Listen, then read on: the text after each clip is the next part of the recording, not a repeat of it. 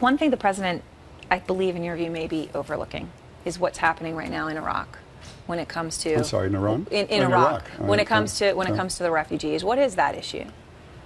Well, this is you're talking about some Iranian refugees that have been living in Iran for a long time. And of late, they've been somewhat persecuted by the Iraqi government. And the issue is that in 2003, when we invaded Iraq, we went to this camp that was then called Camp Ashraf. There was about 4,000 refugees living there. Mm-hmm. These were refugees that are in violent opposition to the regime in Tehran right now, and have been for a long time. We asked them to surrender their weapons and lay down their arms, and in return for which the U.S. Army, the U.S. forces guaranteed their security. That was a deal that lasted until 2009. In 2009, when things were turned over to the Iraqi government, the whole sovereignty was restored, mm-hmm. and it became clear that we were going to leave. We asked the Iraqi government to make sure that these people were protected, and we received assurances that they would do just that. Mm-hmm. Unfortunately, that hasn't been the case. There was a completely unprovoked attack in 2009. I'm sorry, 2011, mm-hmm. On the camp, which killed about 35 men, women, and children, wounded scores of others.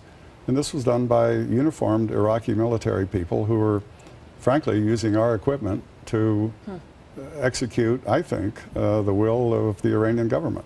So that incident passed. I must say that I was disappointed in the fact that the international media didn't play it up for what it was.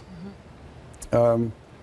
And then the Iraqi government decided, well, we can't leave these people in this camp, where they've been in for many, many years. And they wanted them to move to one of our former camps outside of Baghdad called Camp Liberty.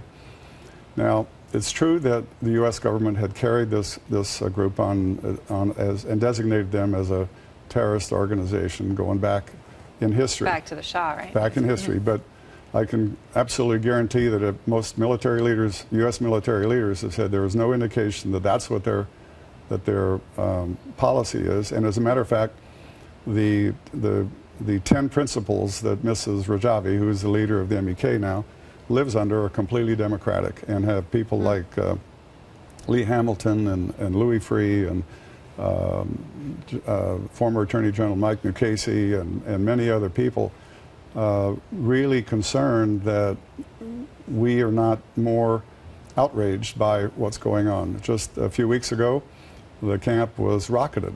Now these are people who are unarmed, don't have any overhead shelter or anything else. They killed 6, the 7th one died, and about 100 people were wounded.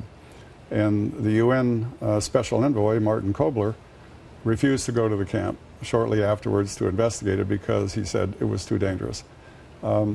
This is not what the international community can tolerate from the Maliki government, in my view. And we have now 3,100 refugees living in the camp. And at Camp Liberty, they moved from Ashraf to Liberty under the understanding that the U.S. would delist them, which Secretary Clinton did. Right, they're no longer a terrorist organization. Correct. Right, And that was a big step. It took a long time to do that, but it was the right thing to do.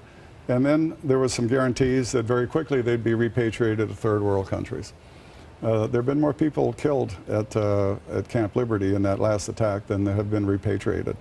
So I think it's incumbent upon, the international community to do the right thing here and get those people out of that country and get them repatriated and let them get on with their lives. This is, I've said this before and I mean it, the people at Camp Liberty have a worse situation than the people in Guantanamo Bay. People in Guantanamo Bay get legal representation, they get medical care, they get visitors, they have due process, and they're attended to, even though they're prisoners, and most of them are terrorists. The people at Camp Liberty get no such thing from the Iraqi government, and I must say quite little support from the UN.